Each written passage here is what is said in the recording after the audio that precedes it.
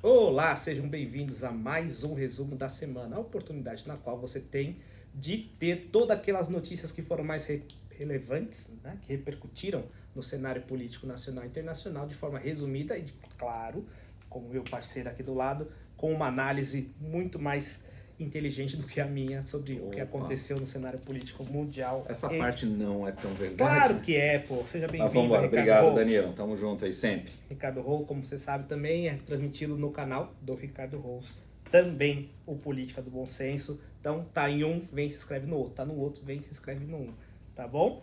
Clica, se inscreve, comenta, compartilha. Se Compartilha, vê se o sininho tá ativado, etc, faz o ritual etc. todo aí e ajuda a gente. Tá bom? Gente, tem muitas notícias hoje.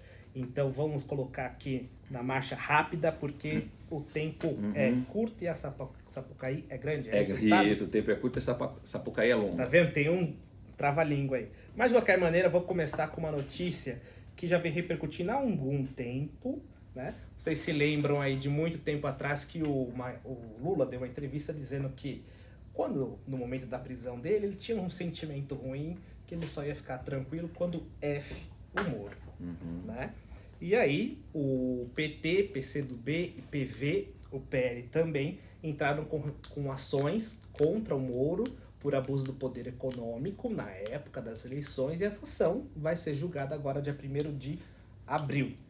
E aí, segundo o que dizem lá em Brasília, né, nas conversas paralelas de corredor, diz que, na verdade, o Lula está pensando o seguinte hoje: não é de bom tom que o Moro seja afastado. Por quê? Porque ele sendo afastado, e como estão caçando a chapa inteira, vai ter uma nova eleição, né? O PT aí poderia colocar a Gleisi Hoffmann, que é do Paraná, se não me engano. Isso, Certo? há uma disputa já interna entre a Gleisi e o filho do Dirceu, Zeca Dirceu. Então tem candidato do PT Já lá estão que se matando. pode cara. acontecer dele ser eleito, ou seja, pode ser uma coisa boa para o PT, como pode ser ruim também de ser eleito uma pessoa mais hostil às políticas do Planalto do que o Sérgio Moro. A gente sabe que o Sérgio Moro não foi o salvador que muitas pessoas estavam esperando. Inclusive tem aquela foto icônica dele com o Dino na sabatina do Dino lá no Senado. Então, pela análise política, hoje é melhor deixar ele lá, que não fede nem cheira, do que ter uma possível ameaça de alguém mais hostil em relação às políticas do Planalto. E sabendo que o senador tem muito poder, pode pedir impeachment aí de muita gente do STF, por exemplo. Então é melhor que mantenha o Moro, né? Faz sentido, né, Ricardo, essa análise. Até razoável. Eu acho que ela faz mais do que sentido, Danilo. Na minha análise, se de fato caçar a chapa do Moro, o Moro e os suplentes, quando a gente fala chapa, é que o senador ele é majoritário, é uma eleição majoritária, apesar dele ser do legislativo. Então ele tem um suplente, dois suplentes, primeiro e segundo suplente o senador tem. Então, se só caçasse o Moro, assumiria o primeiro suplente, que também é motivo dessa cassação, de certa maneira. É um assessor especial do Moro ali, o Felipe. Enfim, caçando a chapa do Moro, abre-se uma nova eleição. Nessa nova eleição, observando o histórico de votação do estado do Paraná, entre Jair Bolsonaro e Lula, o Bolsonaro teve mais votos. Ou seja, a probabilidade de um candidato bolsonarista ser vencedor é muito grande. Seja a escolha do PT, a Gleisi ou Zeca Dirceu, não importa. É irrelevante nesse caso. Eu acho que a chance de um bolsonarista é muito grande. Já foi um bolsonarista, o segundo colocado, com uma diferença pequena para o Moro. Menos de 200 mil votos. Foi entre o Moro e o segundo colocado. Lembrando que na disputa também tinha o ex-governador e o senador em mandato à época, Álvaro Dias, pelo Podemos, que ficou em terceiro lugar nessa votação. Então a gente teve o Moro, que foi eleito, um segundo colocado aqui, que é... tô tentando lembrar o nome dele. Paulo Eduardo Martins e o Álvaro Dias. Ou seja, não tem nenhum partido aqui do espectro esquerdo. E aqui tá tudo com pouquíssimos votos, né? Os candidatos aqui para baixo que tinham outros candidatos. Esses três tiveram votações expressivas, 1 milhão e poucos votos, 1 milhão e poucos votos e quase 1 milhão de votos. Então, se você imaginar que o Moro sai, aí você pode ter esse Paulo Martins, o segundo colocado, já disparado na frente. Porque o Estado tende a ser mais bolsonarista. Eu acho que a análise do Lula, nesse caso, ela é perfeita. Eu só diria que mais do que a análise, deve acontecer isso. tirarem o Moro e entrar um bolsonarista ainda mais contundente, como é o caso do Paulo Eduardo Martins. Agora, podem ter surpresas, Danilo, podem ter surpresas, porque nos bastidores políticos eu ouço que tem nomes que ainda não estão colocados nas pesquisas para governo, para senador, caso o Moro de fato seja cassado. Existem outros nomes que podem entrar nessa disputa e surpreender muito. Então, é aguardar um pouco o tempo para a gente ver o que de fato vai acontecer. Primeiro passo, que 1º de abril, apesar de ser o dia da mentira, que seja verdade ou não, que o Moro seja ou não, né, cassado. Em ele sendo cassado, aí se convoca uma eleição suplementar e vamos ver que de fato são os players para a gente poder fazer uma análise mais assertiva. Nós também temos uma subnotícia aqui dessa aqui, que aconteceu aqui em São Paulo, uma deputada federal que foi eleita por São Paulo, Rosângela Moro, que mudou o domicílio eleitoral dela para o Paraná. Justamente pensando numa possível cassação do marido e candidatura dela para substituir. Exatamente. Então, assim, também estava fora dos radares esse movimento. Possibilidade, né? Exatamente, que é importantíssimo. Aí é óbvio que o próprio PT já está entrando na justiça eleitoral pedindo a cassação dela, a proibição dela, porque se ela foi eleita como deputada federal por São Paulo, dizendo que tinha um domicílio eleitoral em São Paulo, agora ela muda o domicílio e vai para o Paraná, e o mandato que ela recém teve pelo povo paulista, que a eleição foi ano passado, ano retrasado, perdão, foi 2022. Então precisamos observar isso também. Acredito eu, e aí não sou especialista em direito eleitoral, que não há ilegalidade. Porque ela está transferindo dentro do prazo e o mandato de deputada federal dela não, em tese, de novo, não sou especialista em direito eleitoral, mas em tese não a proíbe de mudar o domicílio eleitoral. Não há nada que a proíba. Aí teria que ser interpretações de interpretações. Como foi eleita deputada por São Paulo, não pode mudar de estado? Pode. O voto não é distrital aqui no Brasil. Tudo bem, mas então, tem toda a complicação política. Exato. Eu, como cidadão do estado de São Paulo, me sinto traído, completamente traído. Eu não votei nela, obviamente, mas uma deputada federal, como os deputados federais são eleitos proporcionalmente pelo número de habitantes, São Paulo tem 70 deputados federais, ele está perdendo um deputado federal. Então, se ela quer ir para o Paraná, tudo bem, mas ela deixa o mandato para o estado de São Paulo, na minha análise. Seria mais adequado. Tem muita água para rolar nessa ponte, mas também a tua análise foi ótima, porque é um player, imagina, uma campanha do Sérgio Moro dizendo, o Lula me cassou, foi o Lula, e então, tá aqui a minha esposa, ou seja, é um player que a gente não sabe para onde vai. Então pode ser que surpreenda e a Rosângela vá lá pra frente novamente. E a União Brasil, um partido que tem tempo de TV, tem estrutura, isso, enfim, realmente tem muita coisa para acontecer. Essa eleição vai ser uma boa eleição. O que eu acho engraçado no Brasil, nenhum demérito à esposa, mas entenda o que eu quero dizer, é que quando o candidato, por algum motivo, não pode candidatar, joga a esposa como se fosse substituto. Aconteceu com a Roriz, lá, aliás, se você não viu, não tá sabendo, Joaquim Roriz, ele foi impedido por algum motivo lá em Brasília e colocou a esposa. Só que a esposa era uma senhorinha dona de casa, coitada, sem nenhum demérito. Ela não estava preparada para disputar uma eleição de governadora. Governadora do Distrito Federal. Cobra e engolir cobra. Então você vê o debate dela, eu aconselho que você veja. Ela andava com muita... Eu assisti esse debate, Danilo, ao vivo. Realmente dava agonia de ver ela, porque ela não sabia se posicionar com nenhum questionamento. Ficou bastante humilhante para a pessoa, realmente. Foi triste. Mas, de qualquer maneira, já falaram também o Haddad de colocar a esposa do Haddad para disputar a prefeitura de São Paulo. O Bolsonaro já falou também de colocar a Michele Bolsonaro para disputar algum cargo, que ninguém sabe o que é. Me permita só um detalhe aqui. No caso da Michele, apesar de ser a mesma linha de pensamento sua, só fazer uma correção. O Bolsonaro ele é contrário a Michele ser candidata a presidente. Ele acha que ela deveria ser candidata ao Senado. Inclusive, o nome da Michele Bolsonaro tá rodando nos bastidores do Paraná, como uma possível candidata na vaga do Moro, exatamente. Mas no caso, o Bolsonaro já deu depoimentos de que ele não gostaria que a mulher fosse candidata a presidente da República. Aí a gente não sabe também se não é mais um elemento dessa composição que você tá falando. Falar, não quero ela não, tá ok?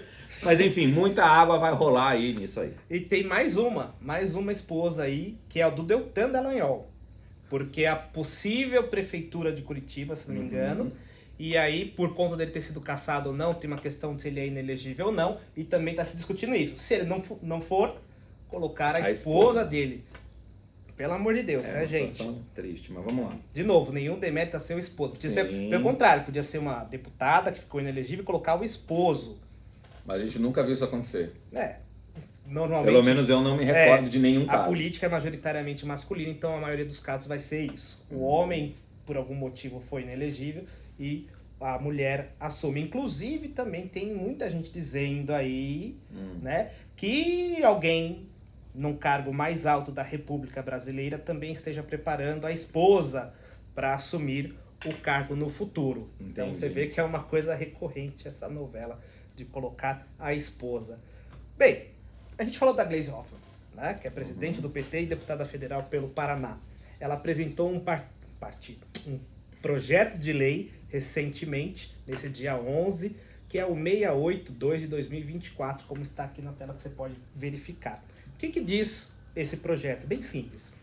Ele proíbe o funcionamento de clube de tiro e cancela o registro de armas de fogo que estão em posse de CACs. O que é o CACs? Colecionador, atirador e caçador. Tem uma exceção que é para o pessoal atirador olímpico, que aí ele precisa para praticar a modalidade dele e representar o Brasil. Mas o projeto é de cancelar. Para com isso daí, né? Nós tivemos já uma reação bem considerável da bancada da bala, né, lá no Congresso Nacional. Mas eu tenho uma dúvida para o Ricardo. Vou inverter o jogo aqui. Opa. Esse é um assunto que vai passar pela Comissão de Segurança. Okay. Obrigatoriamente. Obrigatoriamente. Aí eu tava vendo, o PT tem 6 dos 35 membros lá da comissão. Então a chance desse projeto ser um nat morto é muito grande ou tô viajando? Não tá viajando. Na minha opinião, é um projeto lacração da Gleisi que tá querendo chamar a atenção porque é pré-candidata ao Senado. Uma vaga que ainda não existe. De novo, a gente tá falando aqui na hipótese. O cadáver tá nem tem cadáver ainda. Os urubus já estão rodando. Então ela precisa aparecer. Há uma disputa interna dentro do PT dela com o Zeca Dirceu, que é filho do Zé Dirceu, que tá voltando aí aos... Né, o Zeca Dirceu também é deputado, não? Deputado federal também. Ambos pelo Paraná. Então os dois estão disputando a vaga do PT para essa disputa do Moro aí. A Gleisi resolveu colocar, ela já tem um quê com essa questão dos CACs, dos clubes de tiro, resolveu colocar esse projeto. Para mim é um projeto que vai causar oba-oba, porque imagina, são muitos clubes de tiros espalhados pelo Brasil, ilegítimos, na minha opinião, um projeto absurdo por parte dela. Ao invés da gente incentivar, regular, ajudar esse empresário também no clube de tiro, que tem gente que gosta de fazer tiro esportivo, realmente nós temos um conjunto de colecionadores, ela não gosta dessa galera, é um problema dela. E aí ela levar isso para tentar transformar num projeto de lei, para mim é uma forma de aparecer, e aparecer, estamos aqui falando dela, vai estar muita gente falando dela, ela acaba entrando na mídia e ajuda nessa teórica disputa que ela vai ter internamente no PT e posteriormente ao Senado Federal. Mas para mim é um projeto também natimorto, tem aí a chamada bancada da bala, que vai atuar fortemente, muitos deputados federais que são defensores dos clubes de tiro, dos CACs, alguns que se elegeram inclusive com essa bandeira, vão acabar ocupam espaços na Comissão de Segurança, vão acabar freando esse projeto na própria comissão. Quando um projeto ele não passa por uma comissão, ele para? Quando o projeto ele não é aprovado, na verdade não, ele pode caminhar, ele só não vai vai ser escolhido um relator desse projeto na comissão, ele vai relatar e vai dar um voto. Pela aprovação? Pela aprovação ou não. É esse voto do relator que é discutido na comissão. É a favor ou contra o voto do relator. Sendo contra, ele pode ir para uma outra comissão, como Constituição e Justiça, e acabar indo para o plenário, mas já vai com os pingando. Só então se existe a chance dele ir embora, caminhar. Tá. Aqui interessante, eu falo tantas vezes de liberdade, etc, né? Eu já fui numa vez num clube de tiro, dei uns tiros lá, não achei uma coisa legal, mas isso sou eu. Eu sei que outras pessoas gostam, tá? E eu não sou o modelo brasileiro, então eu não posso guiar toda a nação pelo que eu gosto. Então se ela não gosta também, faça que nem eu, não vá, né? Exato. E ponto final, e sigamos a vida aí. Mas é um projeto que vai dar polêmica, que vai andar, e vocês vão ouvir ainda falar, e principalmente na Comissão de Segurança, que se você olhar, que nem eu fiz aqui os integrantes, a maioria deles tem algum título no início, é delegado, é cabo, é soldado, então é a galera da segurança que já portaram, veio da segurança pública e consequentemente vai ser contra esse projeto de lei, cuja chance dele ir para frente é baixa na minha concepção, mas existe e pode ir. Sim. E são justamente esses projetos que ninguém fala, não vai dar em nada, É que acaba... são os que são votados na calada da noite. Bem, mudando um pouquinho aqui de localização, vamos pegar uma passagem direto para os Estados Unidos. E lá, um grupo de deputados foi recepcionado por deputados republicanos de lá, não os nossos republicanos. Os republicanos de lá receberam uma comitiva de deputados que deram uma entrevista coletiva lá, e Eduardo Bolsonaro disse o seguinte, que no Brasil existe, abre aspas, um autoritarismo judicial e perseguição política aos oposicionistas no Brasil, comparando o Brasil com um campo de concentração em Cuba. Estava com o Eduardo Bolsonaro deputados como Bia Kicis, do PL do Distrito Federal, o Marcel Van Hatten, do Novo do Rio Grande do Sul, e tinha mais um de São Paulo, que foi de cultura do Bolsonaro, ministro da Cultura, esqueci o nome, Mário Frias? Mário Frias. Também estava lá, né? Eu achei interessantes aqui em relação a Cuba. Eu sei que a gente tá vendo o vídeo aí, não vamos falar isso de novo, né? Inclusive vai fazer um ano já que a gente já foi. O Brasil tá ruim, tá com cerceamento de liberdade de expressão, etc. Mas a gente não se compara com aquilo lá, tá, gente? Teve, por exemplo, um depoimento que eu ouvi lá em Cuba de uma pessoa que estava fazendo direito e ela questionou, já que nós temos na Constituição direitos assegurados, por que infelizmente a realidade é diferente? Coisas que a gente aprende aqui também faz o mesmo questionamento. A diferença é que aqui o professor fala que a realidade é um pouco diferente, a gente segue o barco e continua a formação. Lá a pessoa foi presa durante 1 ano como punição. Então, o Brasil tá ruim, mas perto do que eu ouvi lá em Cuba, a gente tá, graças ao bom Deus, muito longe. Tanto é que nós estamos aqui falando o contrário, muitos posicionamentos contrários ao governo que está lá com a caneta agora, e até então não apareceu a Polícia Federal aqui, toque, a Polícia Federal aqui para pegar a gente. Eu concordo com a tua fala, assim, da comparação, mas acho que o que o Eduardo quis dizer, não quero colocar, né, enfim, fazer interpretação do Eduardo aqui, não. Mas acho que o que ele quis dizer é que nós estamos caminhando para, por isso que esse grito pela democracia lá nos Estados Unidos. Eu sei que essa comitiva fez essa coletiva de imprensa na frente do Capitólio, que é o prédio do Congresso americano. Foram alguns deputados que estiveram presentes. Eu sei que depois eles foram recebidos, alguns deles, em especial o Eduardo, foi recebido pelo pré-candidato, que não é mais pré, porque já conseguiu levar a indicação, falta a formalização dessa indicação pelo Partido Republicano, Donald Trump, que recebeu, que falou e que conhece bastante da realidade do que está acontecendo no Brasil, e falou por videoconferência do celular do próprio Eduardo com o pai, o ex-presidente Jair Bolsonaro, com o pai do Eduardo. Enfim, acho que a lógica disso realmente é gritar para o mundo que está acontecendo um cerceamento, na opinião dos deputados, da liberdade de alguns opositores aqui no Brasil, e a gente percebe muito desses movimentos. É alertar o mundo, é começar a alertar algumas pessoas para que isso não avance, não aconteça como hoje é em Cuba. Realmente acho que a nossa realidade hoje é diferente da de Cuba. Mas se não houver realmente uma amplitude desta democracia real, nossa, a gente pode caminhar para não ter a opção sequer de protestar. Hoje já tem muita gente que tem medo de protestar. Sim. Então a gente ainda continua falando, de novo, falando sempre com responsabilidade, falando sempre com coerência. A gente não fica falando o que a gente tirou da cabeça. A notícia que já está sendo amplamente divulgada na imprensa.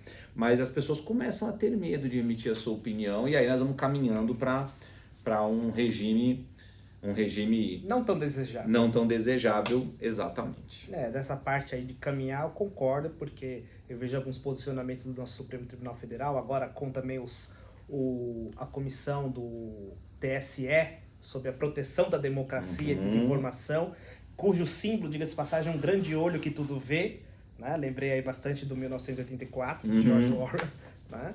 Então, assim, sim, estamos caminhando, não sei para onde, mas recrudescimento na questão de censura. O PL 2630 é um deles, que já vai mudar o número dele, porque o PL 2630 talvez tenha muita oposição, então vão dar um jeito de fazer um remendo nele para ir. Então a gente fica com algumas ameaças no Brasil, mas graças a Deus, sim, ainda não estamos nesse nível aqui. E espero que nunca chegaremos lá, vamos lutar para que isso não aconteça. Agora, esse próprio movimento do Tribunal Superior Eleitoral, acho que não está na nossa pauta, mas já me preocupou muito, porque aquilo ali, na minha opinião, é um quê de PL 2630 disfarçado de tacada pelo TSE. Não passou no Congresso? Ah, não tem problema não, porque o Tribunal Superior Eleitoral agora, porque ele cria uma comissão, é ele quem vai dizer o que pode e o que não pode nas redes.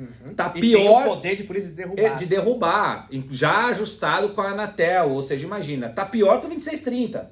Tá pior que o 2630. Os caras falaram, não foi lá no Congresso, vai na canetada aqui e bola pra frente. Então é preocupante mesmo o que tá acontecendo ali. Agora eu vou dar uma de Ricardo Rosso. Normalmente você colocaria vírgula, e isso é culpa do Congresso Nacional, do Poder Legislativo. Por quê? O Tribunal Superior Eleitoral ele tem a função de regulamentar as eleições no que a lei for omissa. Então, se o Código Eleitoral, a lei das eleições, não é abrangente o suficiente, não tem um deputado, como diz você no passado, com culhão para dizer vai ser assim as eleições, compete ao Tribunal Superior Eleitoral legislar sobre o tema. E aí, se o Congresso é omisso, eles não são. Realmente, nessa gestão não está sendo mesmo, não está deixando passar nada, está com olho que tudo vê. Inclusive, dá uma olhada lá no logo. Se eu lembrar, vou deixar o símbolo aqui agora para vocês verem. Vocês vão ver que é um grande olho que tudo vê. E aí fica a mensagem subliminar para um bom entendedor entender. Continuando, já estamos com pressa, hein? Já falando um monte de notícia com pouco tempo, mas vamos lá. Importante é resumir notícias. Essa notícia aqui eu ia pular, mas vou falar também que a gente está com tempo. Nós tivemos um julgamento no Supremo Tribunal Federal, que, de novo, repercussão geral, a mesma conversa do que a gente já falou na passada. Que é o seguinte, imagina um casal entre duas mulheres. Uma delas fica grávida. Como não é de nossa competência. Agora, como? Não é de nossa competência aqui. Pode inseminação ser artificial. Exatamente. Ok. Né? E aí, ela dá à luz. Quem tem direito à licença maternidade? Ela que deu à luz. Tá, aí o julgamento era exatamente isso daqui, se a cônjuge tem direito também ou não a essa licença maternidade.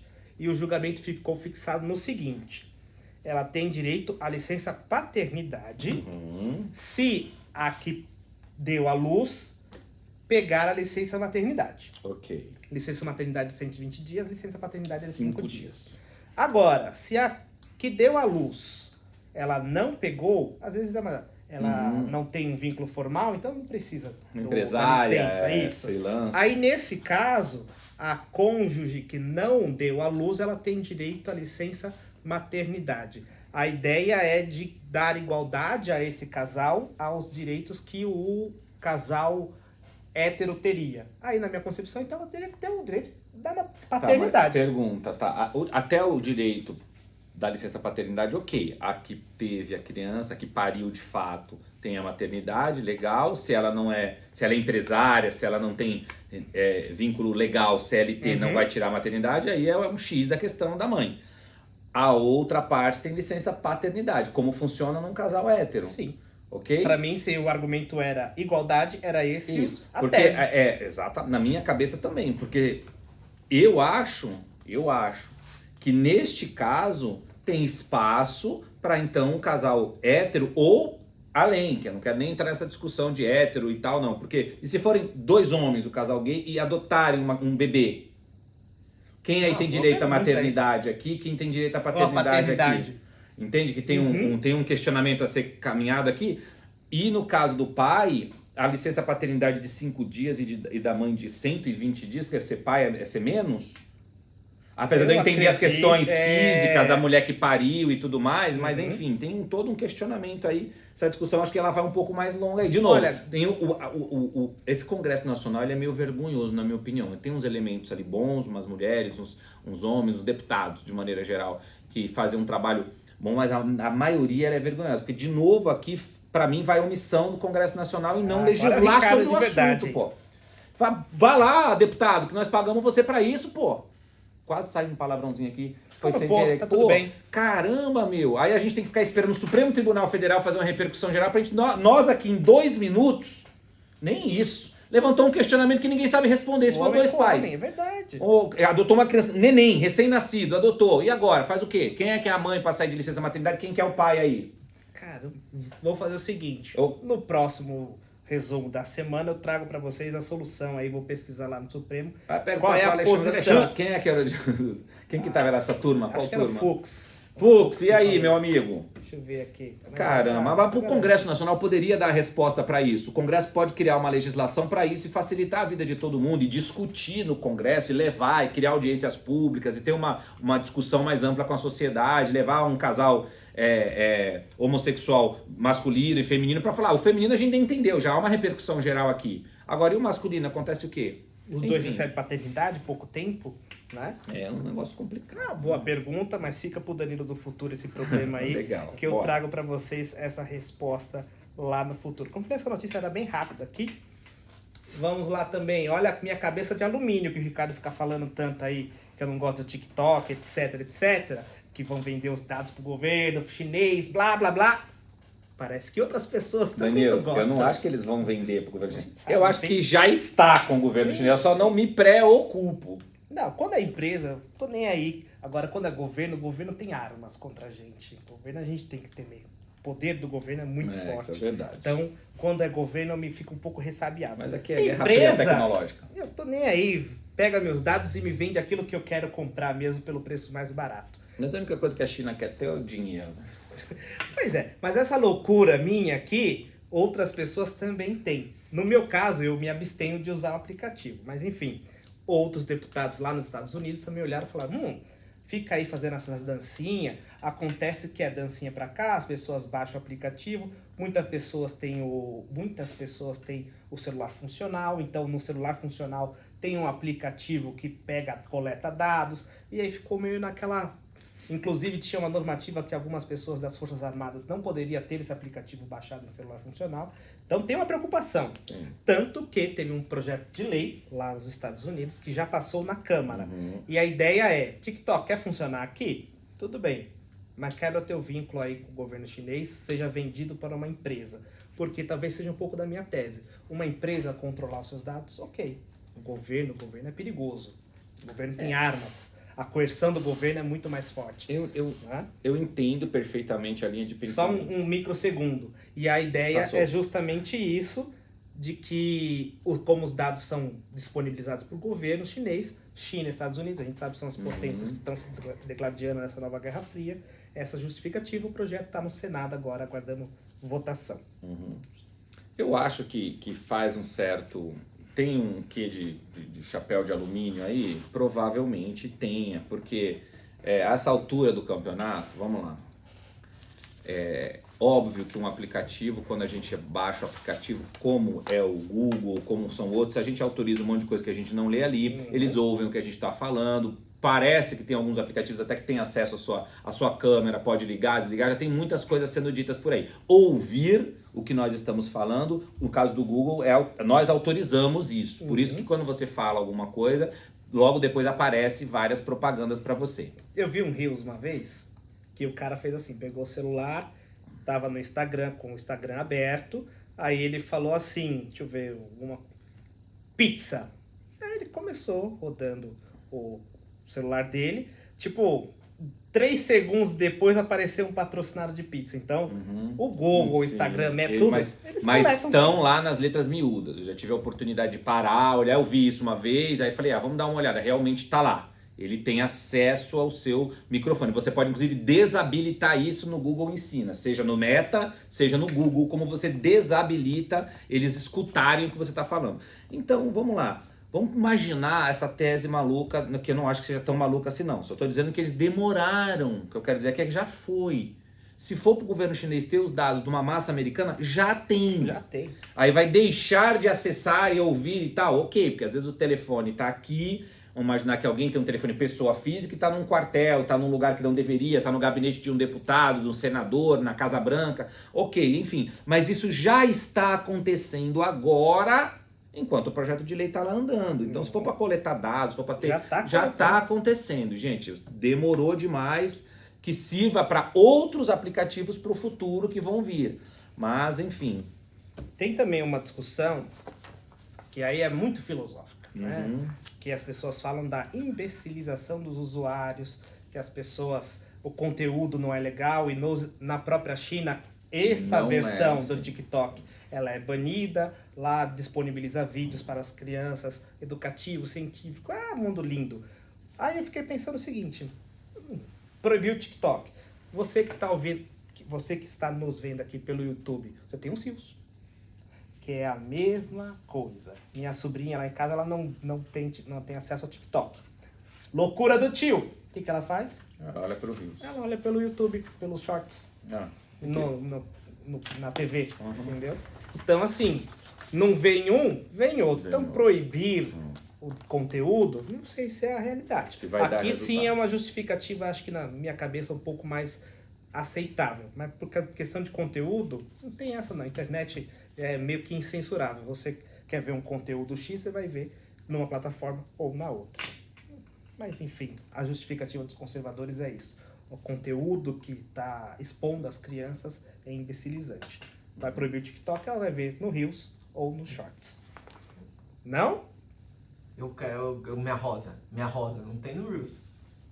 Não sei, mas também o TikTok proibiu. O Léo tá falando aqui daquelas lives de NPC, que era um conteúdo muito imbecilizante. Demais, né? Mas os conservadores mais chatão mesmo tá falando das dancinhas. Entendeu? A dancinha tem.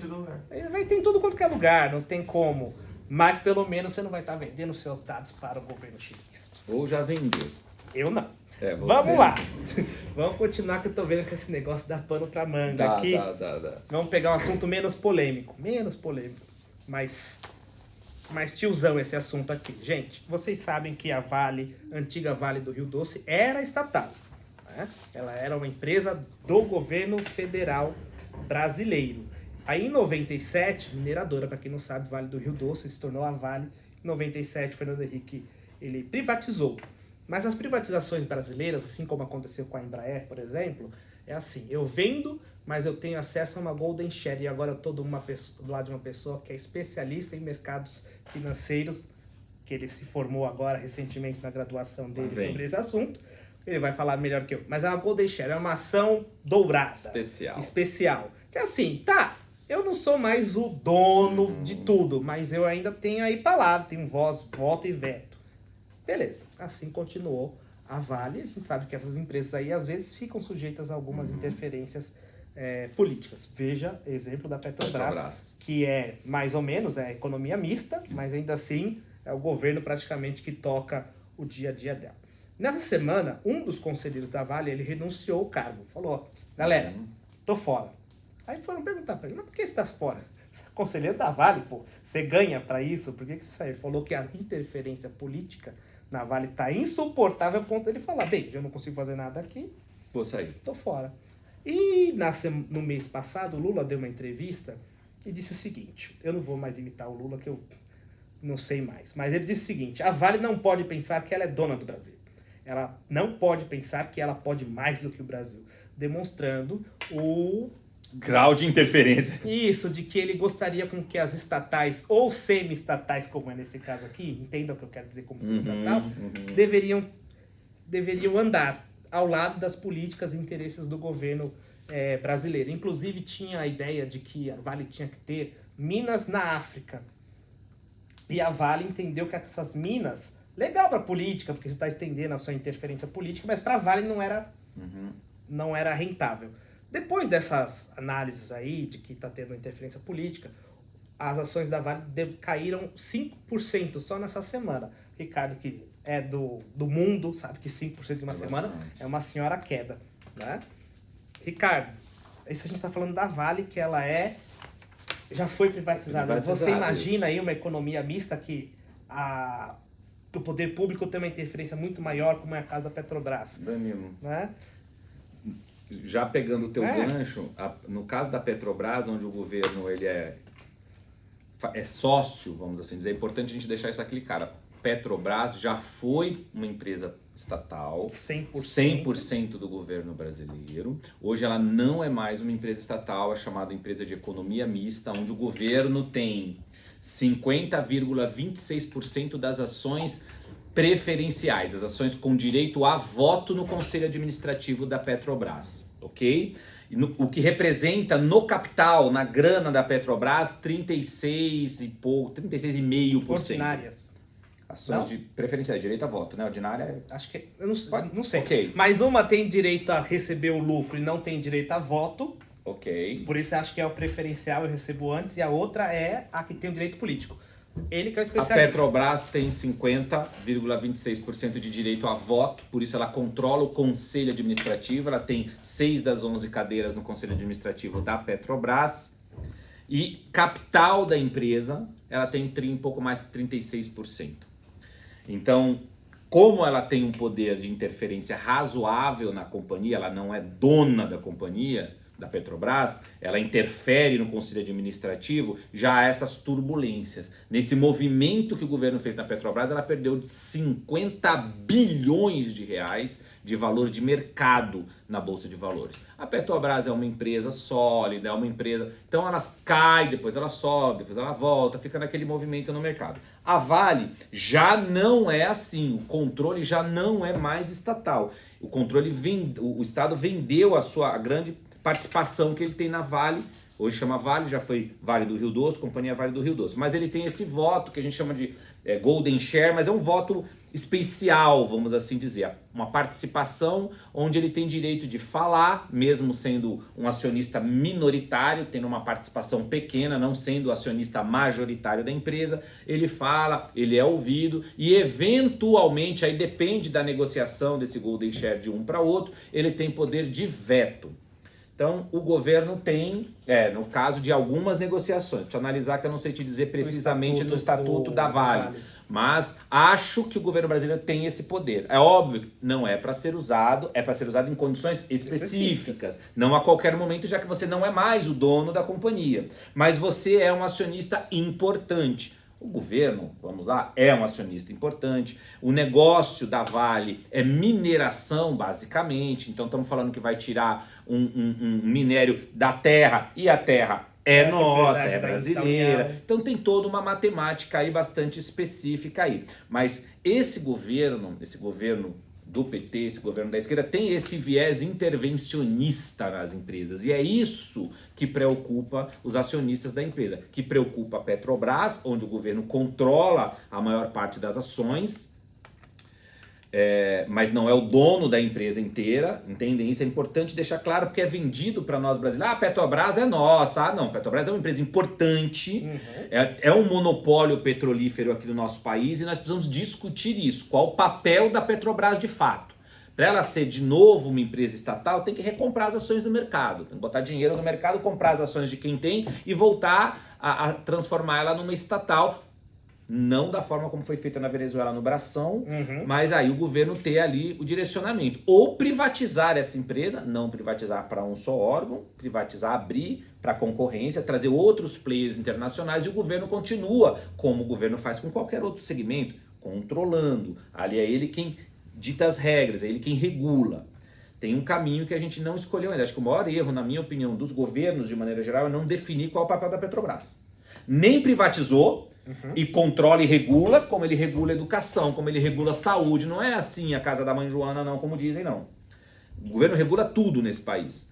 Faça a mesma coisa com a Petrobras. Venda a sua participação e regula o mercado. Não venda para um. Óbvio que tirar o monopólio do Estado, dar monopólio para a iniciativa privada, seria muita burrice. Só um pequeno adendo aqui, a questão da Petrobras, você vê a questão de influência política, o preço da gasolina. Da gasolina, do diesel. O preço da gasolina é um commodities, etc. Então ele fica sujeito às variações do mercado internacional. Mas eu também não posso deixar tão largado, porque se a gasolina bater 9, porque ela tinha que custar 9, pedem minha cabeça como presidente. Então olha o que o Ricardo está falando aí. O governo pode, a gente tem que definir isso. É uma empresa que vai buscar lucro, então ela vai vender a gasolina a preço que ela quiser. Ou ela vai buscar o social. E aí, buscando o social, os investidores vão falar... não tô aqui então pro social, vou tirar meu dinheiro. Exatamente. É esse equilíbrio que é muito difícil de acontecer. E os governos têm dificuldade de lidar com isso. Então, na minha opinião, falta essa definição do que de fato é a Petrobras para o Brasil. Vende, e mesmo assim o governo vai continuar regulando, controlando, ou seja, não vai vender só para um player, vai vender para vários players, vai fazer como outros países faz, ou vai estatizar de volta e falar, não, é algo que a gente quer realmente que seja algo do Brasil, é nós, vamos comprar as ações de todo mundo, é 100% do governo, o governo vai fazer ação social com a Petrobras. É outra pegada, outra proposta, propostas diferentes. Mas a gente está no meio do caminho, que aí a gente não sabe o que faz. E depende de cada governo, né? Praticamente cada governo dita uma das políticas. É muito ruim para o investidor, é ruim para o país, porque quando o governo interfere e a Petrobras perde dinheiro de ação de mercado, valor de mercado, como ela perdeu agora, o Tesouro Nacional perde também, porque deixa de arrecadar. Que inclusive foi esse o motivo que fez o Fernando Haddad ser indicado para ser conselheiro da Petrobras. Tipo assim, pô, peraí, vocês mexem lá, vocês fazem lá as enroladas de vocês e o tesouro aqui que perde dinheiro, precisando arrecadar e vocês tirando dinheiro do caixa. Se a empresa perdeu o valor de 50 bi, imagina quanto perdeu o Tesouro Nacional. Enfim, voltando aqui para Vale, o conselheiro falou, já que vai ficar nessa interferência aí, nesse chove não molha, eu tô fora, porque no final das contas vocês vão ficar usando essa Golden Share aí, que é praticamente esse as, né, na manga. Qualquer hora fora. Vocês vão lá e dão essa cartadinha, né? E aqui realmente, Ricardo, só esclarecimento, a preferencial é o tipo de ação que você tem preferência na hora de receber o lucro, o dividendo que chama, né? E em contrapartida, já que você tem essa preferência, eu perco o poder político. Então vocês fazem o que quiser e só me dá o dinheiro. E as ordinárias são aquelas ações que você tem o direito ao dividendo em menor quantidade. E para compensar essa perda de lucratividade, eu ganho poder político. E aí, se eu tenho 10% das ações, eu tenho 10% de mando. Né? Na hora da contabilização do meu voto lá, pode colocar 10% que eu vou falar que não. Então essa é a diferença. E no caso do governo brasileiro tem 50,26%, não chega a 51%. Você vê, ou seja, bem na linha do limite para que ele possa indicar o conselho administrativo, a maioria do conselho e o presidente do conselho administrativo. Inclusive essa semana, ou foi semana passada, eu tenho um grande problema em relação a tempo, mas eu sei que está aqui no radar. O Jean Paul Prats, ele falou que vai possivelmente mudar a questão dos dividendos da Petrobras, o que fez com que também as ações despencassem. Por quê? O que acontece? De novo, a mesma definição. É uma empresa social, vão vender a gasolina a R$3 e o governo vai subsidiando, ou é uma empresa que vai correr atrás do lucro? Por que toda essa discussão? Petróleo, ele não é um recurso infinito, ele é finito. Então, todo instante a gente tem que estar buscando novos poços. Não adianta eu achar um novo poço de petróleo aqui e falar, estamos ricos. Ele vai acabar. Então, eu preciso estar sempre ali na prospecção. Isso custa. Então, eu preciso também de dinheiro público, dinheiro privado. Por que eu vou comprar uma ação de uma empresa? Com o intuito de que ela depois me retorne um dividendo, certo? Aí você fala, não sei se eu vou te dar dividendo. Aí eu falo, então, não sei se eu vou comprar sua ação. Só que nessa que eu não sei se eu vou comprar sua ação, eu não injeto dinheiro na empresa. E uma petrolífera precisa de dinheiro a todo instante. Me permita apenas fazer não estou aqui para fazer justiça para o Jean Paul Prats, o problema vai é dele. lá. Mas o que era uma mudança na distribuição são de dividendos extraordinários. O que isso quer dizer? Isso quer dizer que a empresa já tinha uma previsão de dividendos, ok? Essa previsão de dividendos... Esse ano ganhar 100 bi. Por exemplo, aí vamos compartilhar esse 100 bi de dividendos entre os acionistas da empresa proporcionalmente. Também 100 bi, ok, foi dividido. Só que ao invés de ganhar 100 bi, ganhou 150 bi. Aí 50 bi extraordinariamente. O normal é dividir entre os acionistas. É um dividendo extraordinário. Você vai falar, nossa, era para eu receber tô recebendo 1,5, que bacana. Aí o Jean Paul Prats falou, não, acho que esse extraordinário aí não vai ser bem assim. Aí a galera gritou, mas não impactou no caixa dos fundos e dos acionistas grandes. Então ele falou, a nossa previsão veio. Agora, óbvio, tudo que viesse a mais era melhor. Agora, se ele fala isso aqui, isso impactou inclusive no caixa do Tesouro, que é um acionista da Petrobras. Acionista, né? Aí, de novo, apareceu o pessoal falando assim, mas você não tem que ficar passando pano para investidor. Bem, acho que é uma posição que você pensa, ok. Mas se você não quer o investidor, não queira também o dinheiro dele. E aí você descapitaliza é só comprar, a empresa. É só comprar. Eu acho que, inclusive, eu ouvi essa conversa de proposta, não quero estender mais nesse assunto, Vamos mas lá. do Ciro Gomes. O Ciro Gomes tinha uma proposta de falar, não, se eu ganhar presidente, eu recompro a Petrobras. Aí pronto. E aí eu quero dar para ela um destino que eu imagino enquanto presidente, vai ser uma empresa nacional e vai fazer aquilo que o Estado brasileiro entende ser bom. Ok, justo e tá tudo bem. É uma discussão ideológica. Agora, no momento que você tem uma empresa privada, que é o caso da Petrobras, que ela é privada, lucro. ela trouxe dinheiro de outros investidores, pessoas físicas. Você, cidadão que está nos assistindo aqui, pode entrar na B3, na Bolsa de Valores, comprar a ação da Petrobras e ser um minoritário lá também, querendo o seu dividendozinho. Muita gente faz isso. Aí muda tudo, porque aí você fica submisso às regras do mercado, já que você está no mercado, e é o que a Petrobras é. Ela está listada em bolsa, ela está buscando dinheiro do investidor o tempo todo. Mas nos momentos X, Y, Z, o governo quer ir lá e interferir no processo. É essa bagunça que eu acho que está errada com a Petrobras. Nem estou entrando na discussão de um lado ou de outro, estou apenas falando que do jeito que tá ruim, e entra governo e sai governo, continua ruim. Continua ruim. Né? Realmente, esse equilíbrio entre o social e o lucro é um grande desafio. Ainda bem que eu não sou candidato a presidente, não tenho que resolvê-lo. Mas, você já se perguntou, por exemplo, por que o nosso petróleo, já que o Brasil é autossuficiente em petróleo, porque o nosso petróleo, nossa gasolina é cotada em dólar? Nós já fizemos um vídeo sobre isso, eu vou deixar aqui nesse cardzinho e também na descrição do vídeo, na descrição, nos comentários, no fixado, em que um especialista de petróleo me explicou por quê, porque eu sempre tive essa dúvida, né? Não vou dar spoiler, quer saber? Dá uma conferida lá no vídeo, eu tenho certeza que você vai gostar também. Vamos lá, continuando aqui, uma novela essa aqui, Ricardo, vou perder um tempinho, mas para explicar essa novela, tá? Vocês conhecem o União Brasil. O Brasil é o terceiro maior partido na Câmara dos Deputados. Tem o PL, o PT e o União Brasil. Tá? Ele foi uma fusão do PSL e do DEM. Dois partidos que eram relativamente médios e se tornaram um partido grande. Principalmente, né, aqui com a questão do PSL, que em 2018 foi o partido que abrigou Jair Bolsonaro. Então era um partido relativamente grande e o DEM um partido relativamente... dos pequenos, um grandão, né? Se juntaram, ocuparam, vamos dizer assim, o lugar do PMDB, talvez, ali, que era o grande partido de centro, né? Agora, finalzinho de janeiro, fevereiro, Antônio Ruedas, é assim que se pronuncia? Isso. Ele foi eleito presidente da União Brasil, tá? Como falei, que é essa união entre PSL e DEM.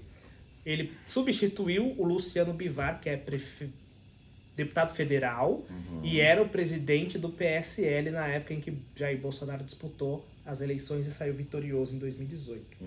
Dizem que o Luciano Bivar não gostou muito dessa eleição, né, de ter perdido o cargo para o Ruedas.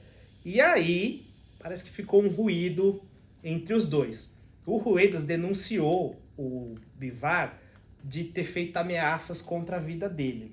Depois que ele fez essa denúncia de ameaça contra a vida dele, misteriosamente e coincidentemente, duas casas que envolvem o Ruedas, uma dele e uma da irmã dele, pegaram fogo numa praia lá em Pernambuco.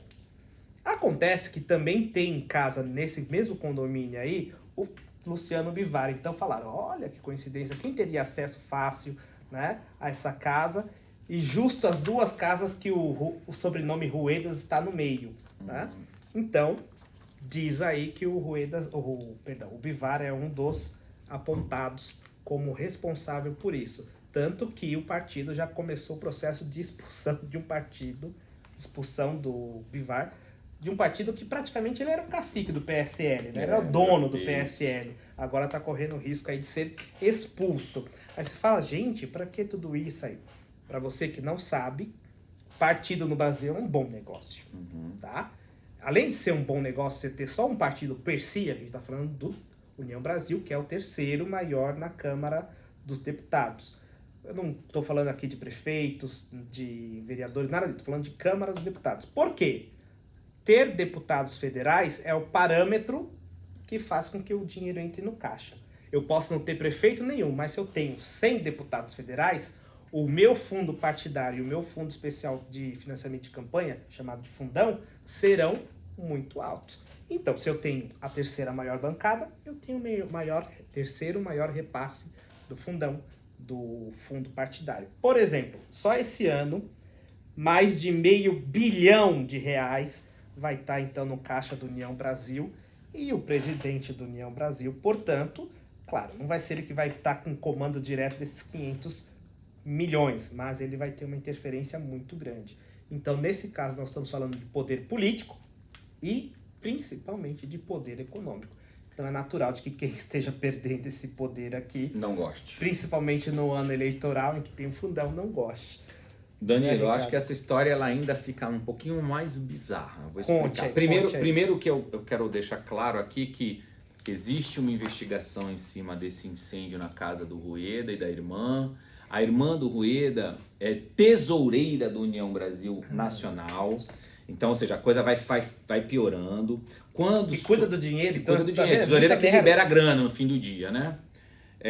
Quando as casas pegaram fogo, o Bivar saiu na frente dizendo que poderia ser uma tentativa de golpe do seguro por parte de Rueda. Nossa. É, Em tinha- tese que ele não precisava fazer O nada. Rueda parece que é bem de grana, a gente não estudamos aqui as finanças do cara, mas diz que ele é muito bem de grana e que não precisaria disso. Mas o Bivar já saiu gritando, precisa ver se não é um golpe do seguro aí que tá dando. O que é mais bizarro nisso tudo, pessoal, é que há um tempo, lá quando foi feita a fusão entre PSL e o DEM, o Bivar e o Rueda eram como pai e filho. Carinho, é tanto Eles que o eram Rueda já foi muito presidente. O Eles Bivar ficavam assim. era presidente no papel. Na prática, operacionalmente, já era o Rueda que era quem comandava a coisa toda. Parece que o Bivar já queria sair, já iam sair com ele, e em algum momento ele resolveu voltar. Alguma coisa aconteceu entre um e outro, entre o pai, entre aspas, e o filho, ou entre o mestre, né, e o aprendiz. O padrinho, apadrinhado. Alguma coisa aconteceu ali que desconectou essa amizade toda. Uhum. Aí o Bivar voltou à cena e falou, não, agora eu vou me reeleger no União Brasil. O que não aconteceu, porque a estrutura funcional já estava em torno do Rueda. Então, houve a eleição que o Bivar tentou cancelar a eleição, né? Enfim, uma bagunça imensa ali. Agora, uma relação de, aspas, pai e filho rompe, o filho sai vencedor das eleições. Dias depois, a casa do filho e da tesoureira, da irmã, pega fogo e fica Suspeito. é no mínimo muito suspeito e triste para a política brasileira, né? Lógico que a gente sabe que é um baita do negócio ter um partido político, estamos falando aqui de bilhão de real, meio bilhão de reais, é muito dinheiro, enfim. Mas nós assistimos aí uma cena dessa, que graças a Deus ninguém se machucou, são, né, imóveis, enfim. Mas é triste ver que o Brasil está caminhando para uma cena dessa assim bem bizarra, né? Coisa que parece que é de cinema, de filme. Ó, botou fogo na casa do cara. Ainda bem que todo mundo vivo aí. Se Agora, fossem umas séries, aqui cairia muito bem, como uma cena. Agora, a polícia tem que investigar isso.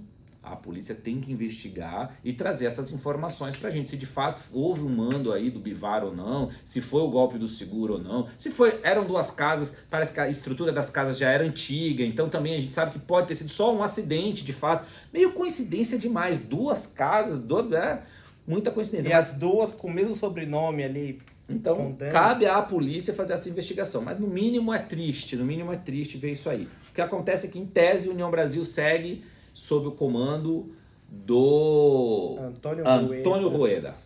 Que não tem cargo hoje, tá? Tá cargo ali. eletivo. Não tem mandato, não é deputado. Exatamente. O Bivar é deputado federal. Bem, como o Ricardo falou aqui, deve continuar as investigações para que a gente saiba no futuro o que aconteceu. Mas, você olha isso aqui, você fala, meu Deus, se eu fosse o Rueda, você não ia falar, foi o Bivar, não tenha dúvida nenhuma. Se fosse eu, falar, esse cara tá atrás de mim, não tenha dúvida nenhuma. Então, tem todos os indícios que sejam. Tanto que agora o ex-cacique do União Brasil vai responder em 10 dias para responder essa acusação internamente, e pode ser que no final das contas ele seja expulso do partido que antigamente lá no PSL ele era o dono, né? Ricardo, tem uma questão para você aqui, o seguinte, uma dúvida. Igual do Ricardo, que ele entende tudo sobre a parte ali da Câmara dos Deputados. Eu, deputado federal, fui expulso do partido. E aí? E acontece comigo? Absolutamente nada. Você pode ir se filiar no outro partido. Teoricamente, aqui entre nós, não é um negócio ruim. Tá. Além da imagem de ter sido expulso e toda a questão da imagem ética em si, você está liberado para ir para qualquer outro partido levando seu mandato junto. Porque você sabe que existe uma regra eleitoral, se for eleito pelo partido, por exemplo, se o Bivar quisesse sair do União Brasil e o presidente do União Brasil falasse, não, nós não vamos abrir mão, não é de você, ele pode sair, é do mandato. O mandato é compartilhado quando você é membro do legislativo. O mandato Isso, é seu, você mas é vota do partido. Primeiro no partido, você Depois coloca na o numeração código do do partido, candidato. depois do candidato. Isso, então se o partido não te libera para você ir para esse muito acordo, a troca-troca de partido entre acordos partidários, então o Danilo foi eleito aqui deputado federal na União Brasil, eu sou presidente, ele quer ir agora pro PSD. Tudo bem, tá tranquilo, Danilo. Se eu concordar, o partido falar, não, tá liberado, ele Aí vai pro PSD e a gente não cobra o mandato dele na Justiça Eleitoral, ok? Só não pode acontecer isso quando você é expulso, aí você pode se filiar onde você quiser, o mandato vai com você embora.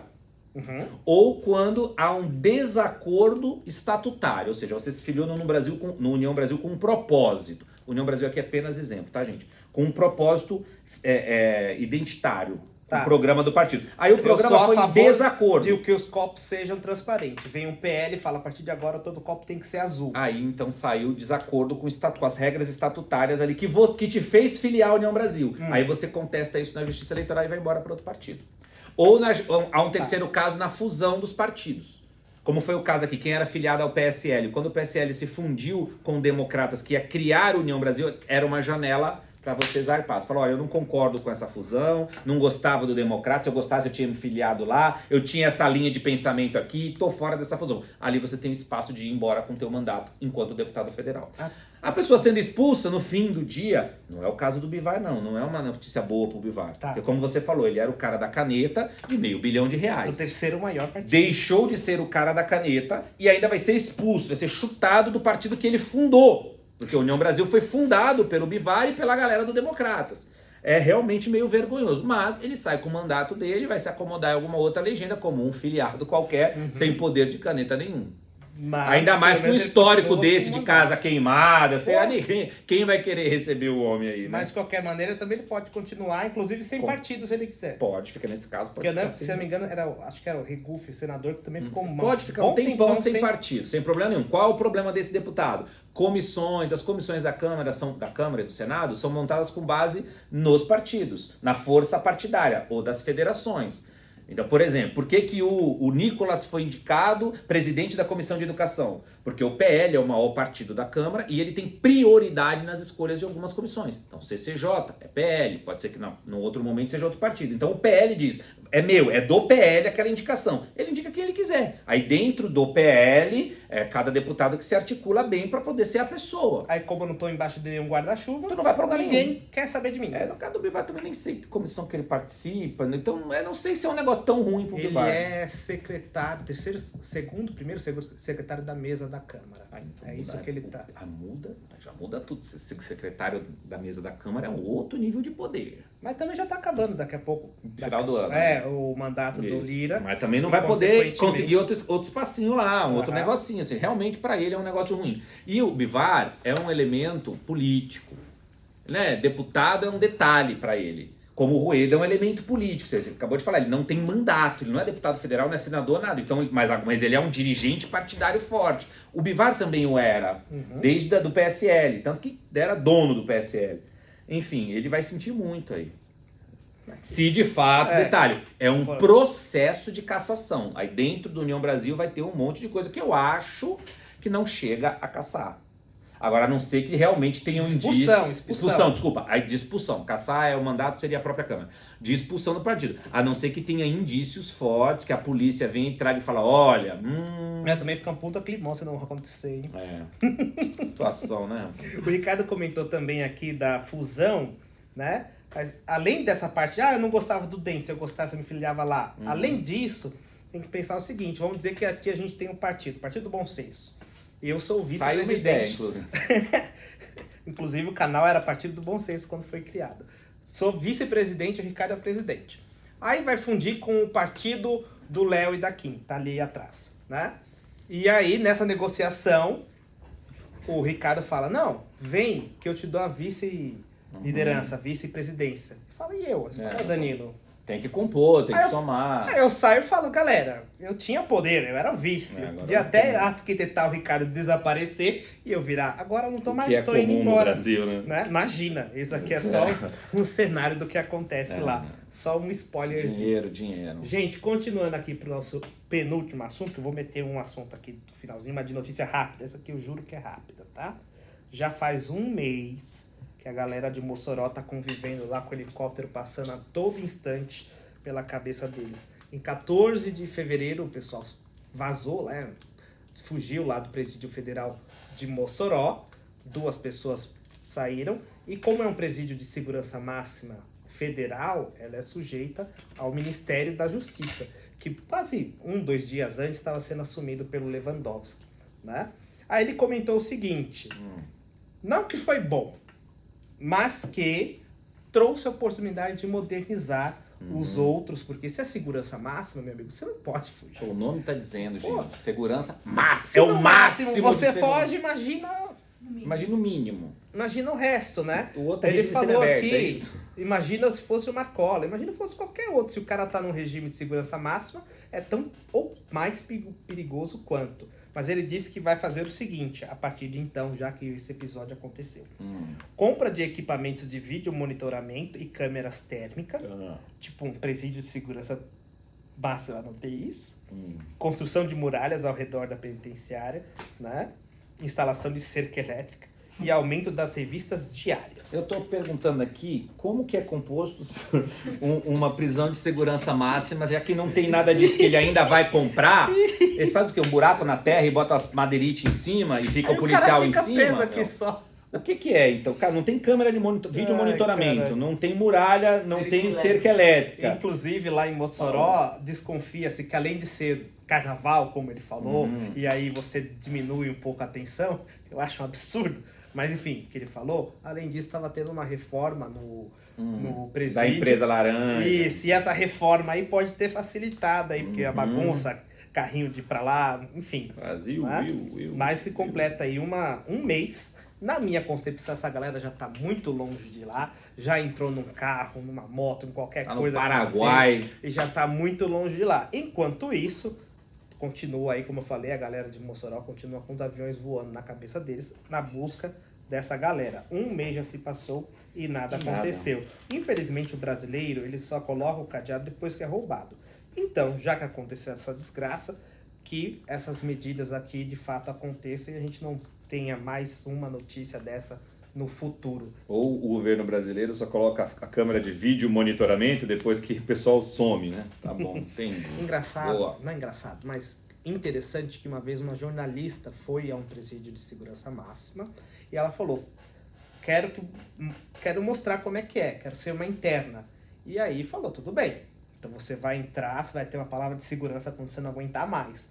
E ela mostrou como é que era uma salinha, uma cela bem menor do que aqui no nosso lugar, tipo 1x3, em que ela tinha uma uma cama e o lugar para que ela fizesse as necessidades dela. A comida vinha por uma portinhola da porta da cela, a água começava a cair do chuveiro num determinado instante, você tomasse banho, beleza, não tomou banho naquela oportunidade, saiu. Então o que ela mostrou era realmente um regime assim, diferenciado. Uma pessoa por cela, né? Um banho de sol por dia, então era um regime diferenciado. Fico eu pensando que no futuro, quando tudo isso aqui for esclarecido, vai aparecer em algum stream aí como que foi a fuga de Mossoró, porque deve ter sido realmente muito criativa. Ou houve facilitação. Aqui eu mais acredito na tese da facilitação. Era carnaval, pô. É. Não é o que ele falou? Era carnaval. A tensão estava mais baixa. E a última notícia, que eu disse que é notícia rápida, né? Vocês ficaram sabendo aí da cota de tela, uma lei que foi aprovada. E a gente até falou aqui no resumo da semana que os streamings da vida, como Netflix, HBO Max e afins, tinha que ter uma quantidade de produção nacional. Uma quantidade X de produto nacional. Não é uma obrigação do cara assistir, mas você tem que colocar lá para que ele tenha oportunidade de assistir algo nacional. Pois é, Nessa semana, o Gregório do Vivier, ele recebeu uma informação da HBO que o Greg News seria descontinuado. Aí a informação que chegou era que justamente essa cota de tela foi utilizada para esse fim. Por quê? Você fala, o Gregório ele é brasileiro. Mas, como o Porta dos Fundos foi vendido para uma tal de Viacom, as produções dessa empresa seriam consideradas para todos os fins como uma produção internacional. Então, como eu tenho que colocar e decidir que custa, né? São produções que eu tenho que comprar o direito de reprodução, como uma streaming. Então, eu tenho que destinar minha atenção parcialmente para produtos 100% nacional.